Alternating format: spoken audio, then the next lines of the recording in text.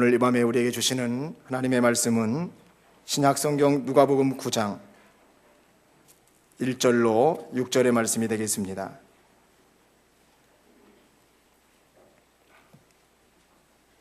신약성경 누가복음 9장 1절로 6절의 말씀을 제가 한 절, 여러분들이 한 절 교독하시고 6절 합독할 때에 오늘 이 저녁 나에게 주시는 하나님의 음성을 들으시기를 바랍니다. 예수께서 12제자를 불러 모으사 모든 귀신을 제하하며 병을 고치는 능력과 권위를 주시고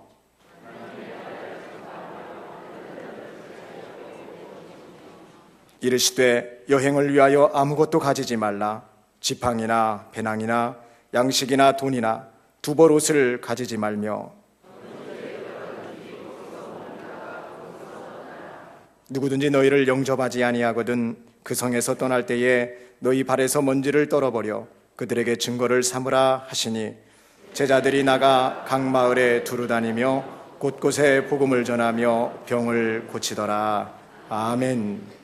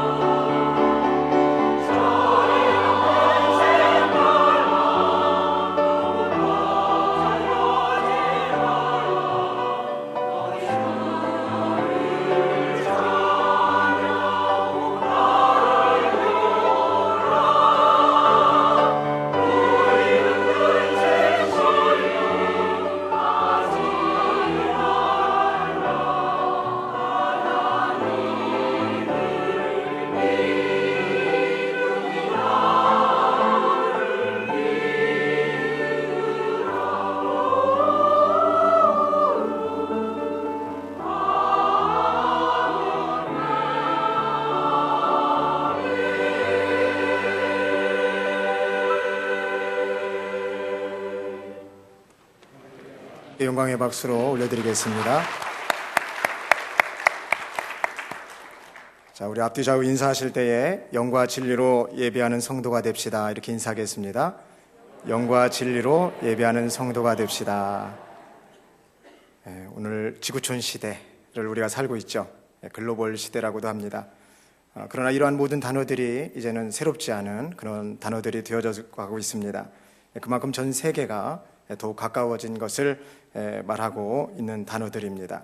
외국에 거주하는 주변 사람들의 이야기를 우리가 듣거나 또 반대로 우리나라에 살고 있는 외국인을 만나는 경험 같은 일들은 이제는 전혀 신기한 일이 되어지고 있지 않습니다. 저희 교회만 하더라도 이름부터가 벌써 세계적입니다. 실제로 많은 우리 성도님들이 또 주의 자녀들이 세계를 무대로 오고 가고 있는 것을 알 수 있습니다. 이렇게 지구촌 전체가 글로벌하게 바뀌고요, 또 가까워지어 가고 있습니다. 교통의 수단도 더더욱 편리해져 가고 있습니다. 누구나가 오고 갈 수 있는 그런 여행지들로 발돋움하고 있는 거죠. 우리나라도 사실상 이러한 여행지 중에 한 곳으로 급부상하고 있는 나라입니다. 전국이 축제의 도가니라고 합니다. 정말 구석구석 농촌 어디라도 가보면 무슨 축제가 그렇게 많이 있는지 모릅니다. 이렇게 글로벌한 환경이 되었고요. 또 지구촌 시대라고 하는 세계화 속에 우리가 나라와 나라 또 지역과 지역을 가까이 하면서 이렇게 살아가고 축제의 향연을 벌이면서 살고 있습니다마는 중요한 것이 무엇이냐, 이렇게 어떤 여행을 우리가 떠나게 될 때 짐을 다 싸들고 가진 않는다라고 하는 거죠. 속초에 무슨 축제가 있다라고 해서 우리가 짐을 꽉 싸들고 속초에 가서 축제를 보는 것이 아닙니다. 무슨 전라도에서 축제를 한다고 해서 우리가 가서 그렇지 않습니다. 외국에 가는 것도 마찬가지입니다. 이주를 하지 않는 이상은 우리가 여행이라고 하면 최소한 짐을 간소화해서 이렇게 가지, 짐을 다 싸들고 가지는 않습니다.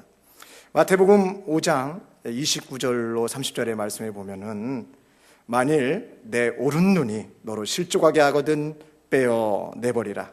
내 백체 중 하나가 없어지고 온몸이 지옥에 던져지지 않는 것이 유익하며 또한 만일 내 오른손이 너로 실족하게 하거든 찍어내버리라.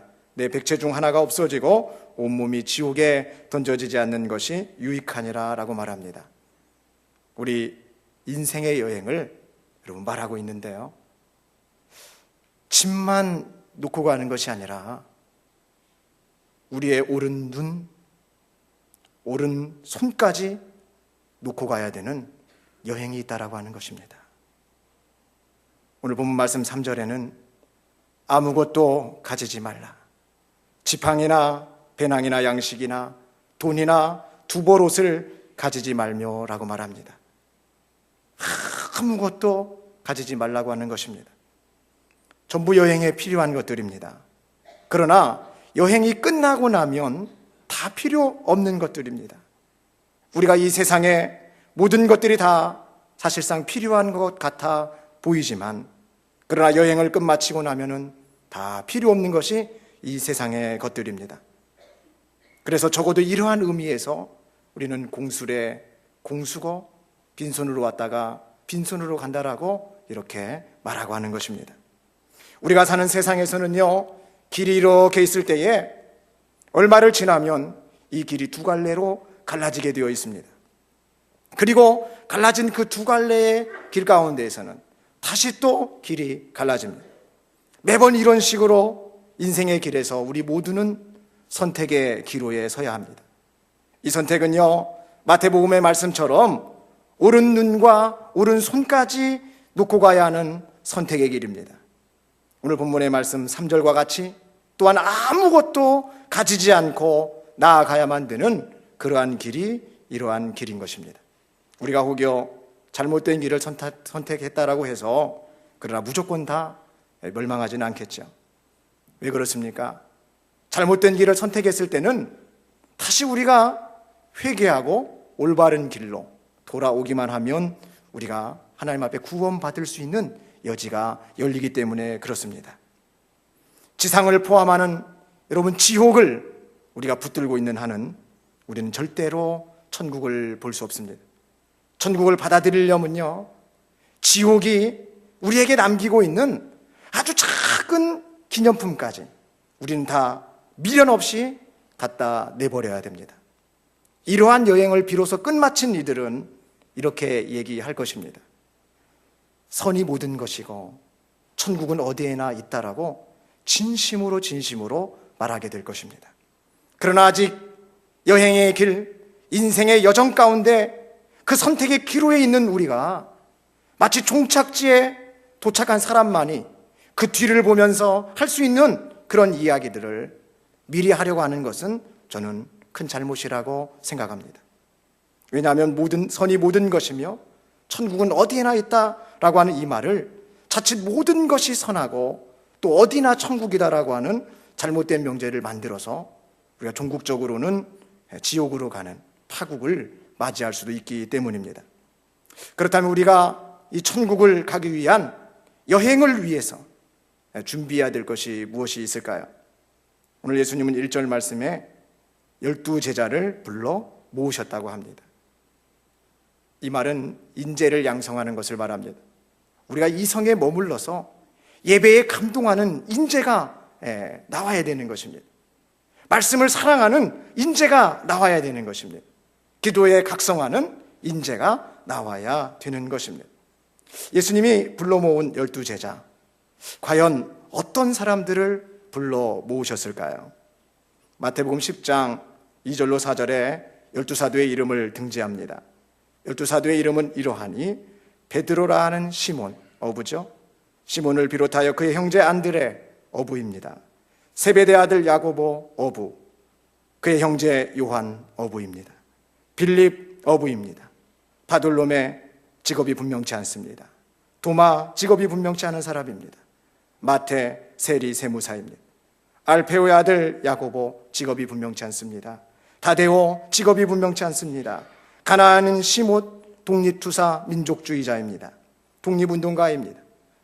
및 가룟 유다, 직업이 분명치 않은 곧 예수를 판자라, 이렇게 기록하고 있습니다. 예수님이 불러 모은 12제자는요 하나같이 당시의 소외계층이었습니다. 매국노 역할을 했던 세리였습니다. 로마의 정부의 눈에 가시 같은 독립운동가였습니다. 직업이 분명치 않은 별 볼 일 없는 그런 사람들이었다라고 하는 것입니다. 그런데 예수님은 이러한 사람들을 불러 모으셨습니다. 여기서 우리가 알아야 될 중요한 한 가지 깊이 생각해야 될 대목이 있습니다. 뭐냐? 예수님이 불러주시면, 그 예수님이 불러주시면 인생이 달라진다라고 하는 것입니다. 고기를 낚던 어부가 사람의 영혼을 낚는 어부가 되어집니다. 세상의 돈을 만지던 사람이 하나님의 돈을 만지고 하늘의 돈의 가치를 배우고 복음을 위하여 돈을 사용하게 됩니다. 나라의 독립운동을 하던 사람이 하나님의 나라를 위한 사람으로 변화가 됩니다. 별 볼 일 없이 살았던 그 사람들이 하나님을 만나서 가장 가치 있는 인생으로 바뀌게 된 것입니다. 옛사람이 새사람이 되어졌다라고 하는 거예요.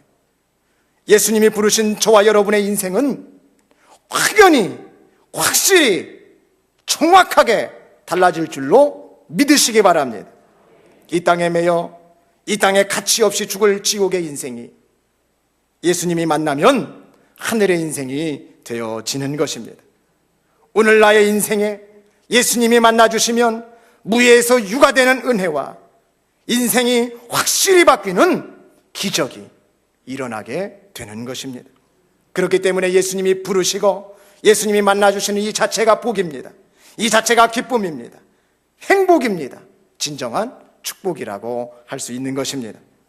이러한 예수님의 부르심이 오늘 거룩한 주일의 이 밤 강력하게 빛으로 임하시며 저와 여러분의 영혼과 범사를 성령으로 충만케 하여 주시기를 주의 이름으로 축복합니다. 그러나 이렇게 하늘의 사람이 된 예수님의 12제자들의 인생, 이들의 인생 여행의 결과가 어떠한지 우리의 여행을요 긴장하게 만들도록 하는 대목이 있습니다. 베드로는요 로마에서 순교했습니다. 안드레는요 헬라와 소아시아에서 선교를 한 다음에 순교했습니다. 세베대의 아들 야고보는 헤롯에게 살해되었습니다. 그의 형제 요한은 반모섬에 유배되어 사망했습니다. 빌립은 히에라볼레라고 하는 지금의 유명한 터키의 파무칼레라고 하는 곳에서 순교를 추정하고 있습니다. 바돌로메는 아르메니아에서 순교를 추정합니다. 도마는요 페르시아 인도 등지에서 선교 후에 순교하였습니다. 마태는 에티오피아에서 순교를 추정합니다. 알파의 아들 야고보는 애굽에서 순교했다고 추정합니다. 다데오는 페르시아에서 순교했다고 추정합니다. 가나안인 시몬은 십자가에서 순교 처형을 당했습니다. 가장 안타까운 점은 가룟 유다는 자살하였다는 것입니다. 예수님이 만나주시고 예수님이 불러주시고 예수님이 그렇게 함께하면서 기르셨던 그의 주의 12제자들의 결과가 여러분 천국을 가기 위한 이 땅의 그 여행을 보여주는데 11제자는 순교를, 한 제자는 안타깝게 자살을 했다는 이야기입니다. 이렇게 12제자들의 인생 여행의 이 결과를 보면 그만큼 이 땅의 여정이 결코 만만치 않다라고 하는 것을 저와 여러분들에게 오늘 제안하고 있는 것입니다. 우리 예수님은 어떠셨습니까? 예수님은요 12제자와 함께하는 그 여행에서 예수님 자신부터가 십자가에서 죽어야만 하였습니다. 끝까지 대속의 제물로 자신을 드려야 하는 생명 다하는 섬김, 생명 다하는 사랑을 보이신 분이 예수님이십니다. 이러한 길을 먼저 몸소 닦아놓으신 예수님은 12제자를 부르셔서 함께 그 길을 가고자 하신 것입니다. 나만 좋은 곳에 있는 것이 아니라 우리 하나님은 함께 좋은 곳에 있기를 원하시는 하나님이신 예수님의 마음이 드러나고 있는 것입니다. 저는요 교회나 학교나 또 여러 기관이나 단체나 또 사회나 국가가 이러한 공동체가 되어야 된다고 생각합니다. 나만 좋은 것이 아니라 함께 좋은 그런 가치가 공유되는 그런 곳이 되어야 된다라고 저는 지금도 믿고 있습니다. 그런데 현실적으로는요 이렇게 되기가 어렵습니다. 왜 어려울까요? 왜냐하면요 우리가 사는 세상은 이기주의가 팽배합니다. 얼마나 욕심이 많은지 몰라요. 시기가 많고요, 질투하고요, 그만큼 가득한 이 사단의 영향 아래에 우리가 놓여 있다라고 볼 수 있습니다. 그런데 예수님은 이러한 곳에서, 이렇게 불가능해 보이는 곳에서 직접 천국으로 여행길의 가이드라인을 제공해 주셨고 또 그 길이 되어 주셨고 그 천국을 함께 공유하고자 12제자를 부르시며 함께 하시고 또 오늘 밤 우리들을 부르시고 함께 하시고자 임마누엘 동행하여 주시는 것입니다. 천국으로 가는 여정의 한가운데 서 있는 이 땅의 여행을 위하여 예수님은 제자들을 부르시고 인재를 양성하는 그 차원에서 두 가지를 말씀해 주셨습니다. 그래서 크게 두 번째를 보면 모든 귀신을 제어하며입니다. 보통 대개의 경우에서 사전적 의미를 찾아보면 이 귀신이라고 하는 것이 죽은 사람의 넋을 말합니다. 미신적인 경향에서 보면 사람에게 화복을 주는 신령을 귀신이라고 합니다. 우리 한국에도 귀신에 대한 참 많은 이야기가 있습니다. 귀신 하니까 벌써부터 막 무서워서 섬뜩 하시는 분들이 계시는 것 같은데 무서워하지 마시기 바랍니다. 별거도 아니에요. 제가 귀신에 대한 이야기를 한번 이렇게 전해보는 가운데 스와치미르라는 분이 우리 한국 귀신에 대한 이야기를 이렇게 정의를 했어요. 이분은 귀신을 믿는 분입니다. 귀신을 믿는 분이 귀신에 대해서 특별히 한국 귀신을 어떻게 정의하고 있느냐 한번 들어보실래요? 뿔이 하나이면 한국 도깨비랍니다. 두 개면 일본 도깨비. 그리고 도깨비의 또 특성이 있는데 오른발만 한쪽만 딱 되어 있으면 이게 한국 도깨비입니다. 근데 양발 다 서 있으면 일본 도깨비라고 합니다. 시집을 못 가서 한이 맺힌 어떻게 그 잘하세요? 처녀 귀신. 반대로 장가를 못 가가지고 원한이 맺힌 총각 귀신. 이거를 이제 일명 몽달 귀신이라고 합니다. 몽달 귀신. 그리고 여우가 오래오래 살아가지고 꼬리가 9개가 되어가지고 이쁜 여자로 변한다는 구미호가 있어요. 우리 옆에 분들 한번 보세요. 오늘 이쁘거나 잘생기면 구미호나 늑대일 수 있는 확률이 있습니다. 한번 보세요, 옆에 분들.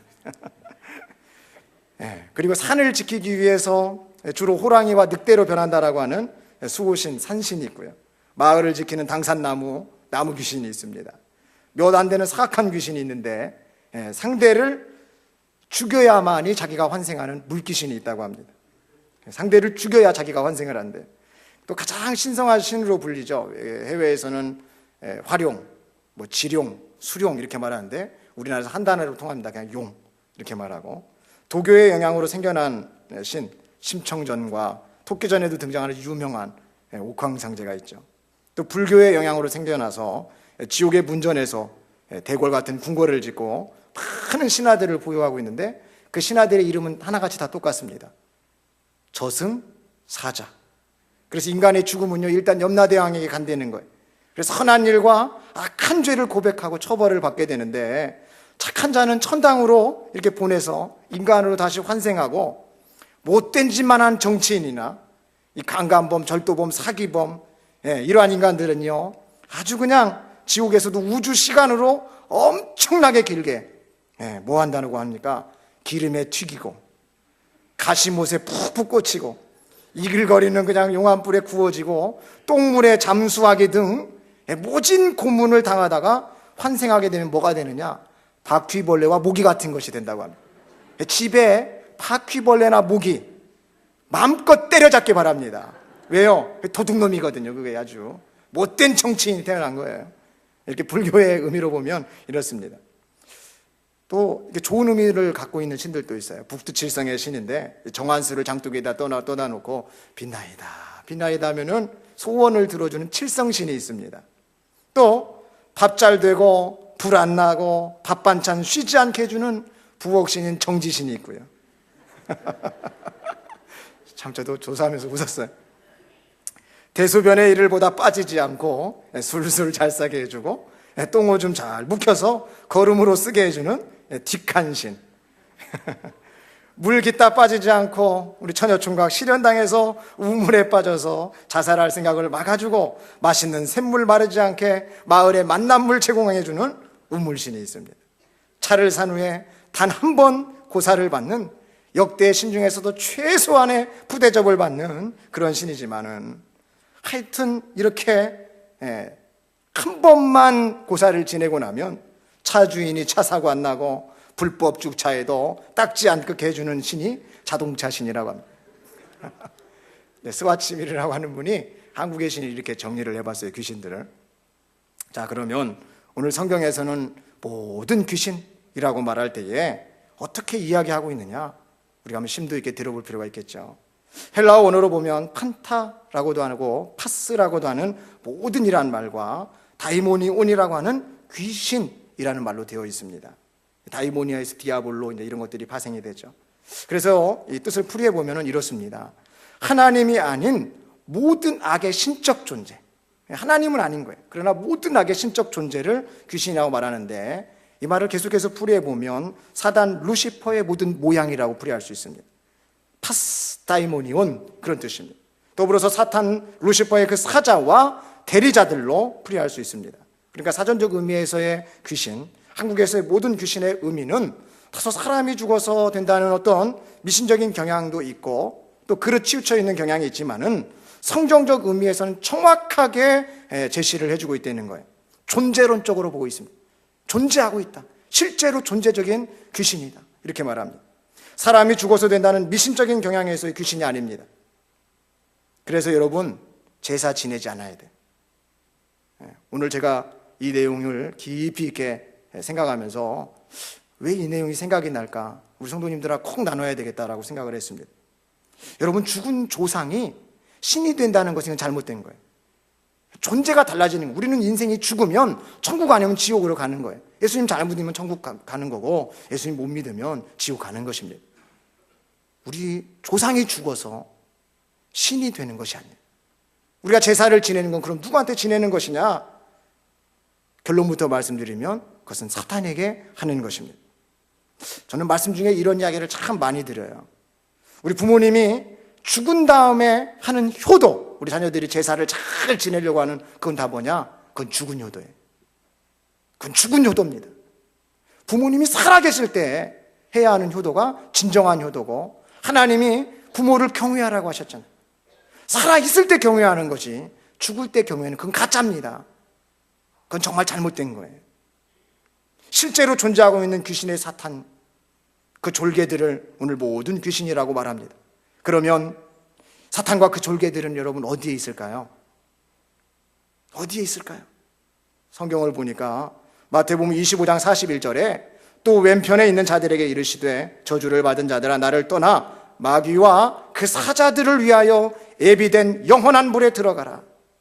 영원한 불이 있는 곳이 바로 그곳에 사탄과 그 졸개들이 있다라고 성경은 밝히 얘기하고 있습니다. 베드로후서 2장 4절에도 하나님이 범죄한 천사들을 용서하지 아니하시고 지옥에 던져 어두운 구덩이에 두어 심판 때까지 지키게 하셨으며, 지옥이란 공간이 있다는 거예요. 그리고 그 지옥 속에서도 어두운 구덩이에 두어서 하나님의 심판 때까지 오늘 거기서 나오지 못하도록 지키게 해두셨습니다. 요한계시록 12장 9절에도 큰 용이 내쫓기니 옛뱀 곧 마귀라고도 하고 사탄이라고도 하며 온 천하를 꿰는 자라. 그가 땅으로 내쫓기니 그의 사자들도 그와 함께 내쫓기니라. 여러분, 온 천하와 땅에 쫓겨난 그 존재가 바로 사탄이고, 그 사탄 마귀고 그 졸개들이라고 하는 것입니다. 그런데 예수님이 제자들을 부르신 이유가 이러한 사탄과 그의 세력들에 대해서 모든 모양을 취한 귀신들을 제어할 능력을 주셨다라고 하시는 것입니다. 이 땅에 영원한 불이 있고, 여러분, 지옥이 있고, 그 가운데 어두운 구덩이가 있고, 땅에 다니면서 온 천하를 꿰는 오늘 그와 같은 존재적인 그런 무리를 어떻게 연약한 저와 여러분 같은 우리 인생의 사람들이, 여러분, 우리가 제어할 수가 있겠습니까? 게임이 된다고 하세요? 싸움이 될 수 있을까요? 이건 불가능한 것입니다. 우리는 온 천하를 다니기가, 그 여행 한번 가려면 얼마나 힘들어요. 그러나 사단은 온 천하를 휘어잡고 다니는 존재입니다. 그것은 다름 아닌 우리에게 예수님이 계시기 때문입니다. 할렐루야! 하나님이신 주님이 우리와 함께 하시기 때문에 불가능해 보이지만 모든 것이 가능한 것입니다. 시편 48편 14절은 이야기합니다. 이 하나님은 영원히 우리 하나님이시니 그가 우리를 죽을 때까지 인도하시리로다. 요한계시록 12장 10절에 내가 또 들으니 하늘에 큰 음성이 있어 이르되 이제 우리 하나님의 구원과 능력과 나라와 또 그의 그리스도의 권세가 나타났으니 우리 형제들을 참소하던 자, 곧 우리 하나님 앞에서 밤낮 창소하던 자가 쫓겨났고 이야기합니다. 여러분, 우리가 사단을 만만케 볼 게 아니에요. 밤낮 우리를 참소합니다. 자고 일어나면 일어났다라고 고발합니다. 자면은 자기 직전에도 고발합니다. 이 친구가 이렇게 하나님 앞에 죄를 지었습니다. 그러니 나의 사람입니다. 내가 내 마음대로 하겠습니다. 이렇게 주장하는 권리가 생기는 거예요. 그러나 우리에게 죄가 없으면, 하나님께서 동행하여 주시고 계시면 우리는 할렐루야 인생이 되고 임마누엘 인생이 되는 것입니다. 하나님이 우리와 함께 하시고 하나님의 구원과 능력과 나라와 그의 그리스도의 권세가 나타나시기 때문에 우리 연약한 몸에도 불구하고, 연약한 인생임에도 불구하고 그 모든 귀신들을 힘있게 제어할 수가 있는 것입니다.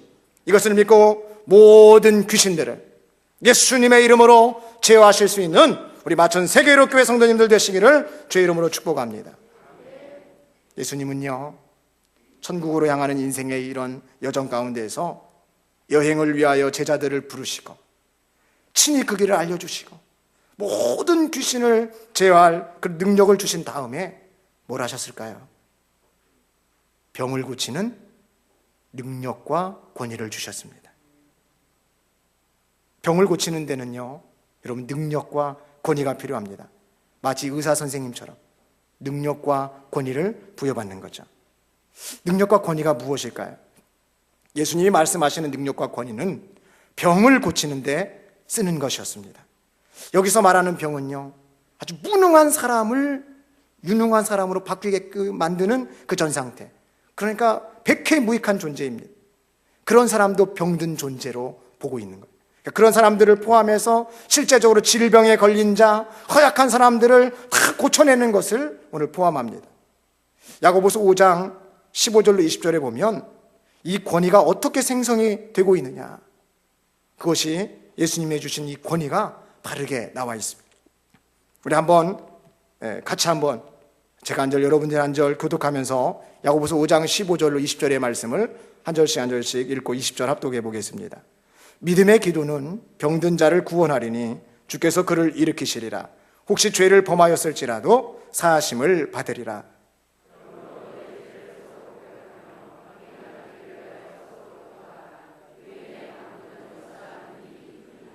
엘리야는 우리와 성정이 같은 사람이로되 그가 비가 오지 않기를 간절히 기도한즉 3년 6개월 동안 땅에 비가 오지 아니하고 내 형제들아, 너희 중에 미혹되어 진리를 떠난 자를 누가 돌아서게 하면 너희가 알 것은 죄인을 미혹된 길에서 돌아서게 하는 자가 그의 영혼을 사망에서 구원할 것이며 허다한 죄를 덮을 것임이라. 예수님에게 권위가 어디서부터 이렇게 오는 것인지를 배웠던 이 야고보 사도의 오늘 기록물입니다. 야고보 사도는요, 병든 자를 고치는 그 권위가 믿음의 기도에 있다라고 말하고 있습니다. 특히 그 병든 것은요, 죄까지를 오늘 포함하고 있는 내용을 야고보 사도가 소개하고 있어요. 야고보 사도는 이러한 것들을 직시하면서 믿음의 기도를 할 것을 말합니다. 믿음의 기도가 여행을 위하여, 우리 인생의 여행 중에 꼭 필요한 것이 오늘 믿음의 기도라고 강력하게 얘기하고 있는 것입니다. 인생이라는 여행, 천국으로 가는 그 여정 속에서 반드시 필요한 것이 있습니다. 그것이 바로 믿음의 기도입니다. 그런데 왜 이 믿음의 기도를 해야 된다라고 말하고 있습니까? 왜 해야 된다라고 말하고 있어요? 병이 든 이들이 있다라고 합니다. 죄인들이 있다라고 해요. 병자들이 있고 죄인들이 있고, 병자가 죄인이고 죄인이 병자고, 야고보 사도에는 똑같아요. 여러분, 예수 안 믿는 사람들을 우리가 환자로 봐야 돼요. 환자만 환자가 아닙니다. 예수 안 믿는 것도 환자예요. 예수 안 믿는 남편 환자입니다. 예수 안 믿는 어머니, 아버지 환자예요. 예수 안 믿는 자녀들 여러분 환자라니까요. 환자는 병원에 가야 고칠 수가 있는 것처럼 그 환자를 위해서 믿음의 기도를 해야 고쳐진다라고 오늘 야고보 사도가 얘기하고 있는 것입니다. 환자를 여러분 방치해 두지 마세요. 환자를 나 몰라라 하지 마세요. 그 환자 때문에 여러분 집안에 자녀가 아프면 부모의 마음이 어떻습니까? 그 부모의 심정이 어떻습니까? 애가 다른 거예요. 진짜 부모의 마음은 애가 다른 거예요. 견딜 수 없어 하는 거예요. 여러분, 예수 믿지 않는 사람들에 대해서 그 마음을 갖고 계십니까? 그런 것을 구령열이라고 합니다. 그러면 어떻게 믿음의 기도를 우리가 해야 되는 것입니까? 죄를 서로 고백해야 됩니다. 병이 낫기를 위해서 기도해야 됩니다. 간절히 간구해야 됩니다. 엘리야가 우리와 성정이 같은 사람입니다. 똑같은 사람이라고 하는 것입니다. 그런데 그 간절히 기도했다라고 하는 거예요. 미혹되어서 진리를 떠난 자, 환자입니다. 죄인 환자입니다. 미혹된 길에서 여러분 우리가 돌아서게 하는 그 기도는 환자를 고치는 의사와 같은 마음, 병원과 같은 시스템인 줄로 믿습니다. 이것이 영혼을 구하는 진정한 믿음의 기도라고 하는 것입니다. 저는 교단은 다르지만 제가 제일 존경하는 인물 중에 감리교회 창시자 요한 웨슬레라는 분이 있습니다. 이분은요, 교회의 전체적인 조직을, 남선교회, 여전도회, 구역, 또 교회학교 다 구역을 짜서, 조직을 짜서 뭘 하나밖에 안 시켰어요. 모이면 회개하라는 거예요. 모이면 회개하라는 거예요. 감리교와 여러분 그렇게 지어졌습니다. 그때 감리교회 창시했던 그때의 시발점과 지금의 감리교회는 너무 괴리감이 나 보입니다. 여러분 모여서 죄를 서로 고백하고 병 낫기를 위해서 기도하는 그 깨끗하고 순수하고 하나님만 의지하려고 하는 그 상태에 하나님이 깨끗한 마음 위에 기름 부으시고 흰 눈보다 더 이어진 그 사람을 하나님이 사용하셔 주셔서 그 믿음의 기도를 이루어 주시는 것입니다. 한번 해보세요. 우리 성가대들, 찬양대도 모여서 한번 죄를 고백해보세요. 우리 각 구역이나 교구 식구들이나 여러분 모든 임력원들이나 교회학교 교사 선생님들이나 모여서 한번 죄를 여러분 한번 고백해 보십시오. 어떠한 일이 일어나는지, 그리고 그 죄를 우리가 고백하고 그 죄 가지고 사는 그 인생을 환자로 보면서 우리가 낫기를 위해서 진정고 기도할 때에 야고보 사도가 말하는 영혼을 구원하고자 하는 그 믿음의 기도에 우리가 이룰 수가 있다라고 하는 것입니다. 이러한 영혼을 구하는 믿음의 기도로 능력과 권위를 받으시되 병을 고칠 수 있고 영혼까지 고쳐나갈 수 있는 우리 마천 세계로교회 온 성도들이 되시기를 주의 이름으로 축복합니다. 기도하시겠습니다. 하나님의 나라 천국을 위하여 이 땅의 여행을 어떻게 해야 함을 알려주신 하나님, 인재를 양성하여 세계로 보내는 우리 교회가 되게 하여 주시옵소서.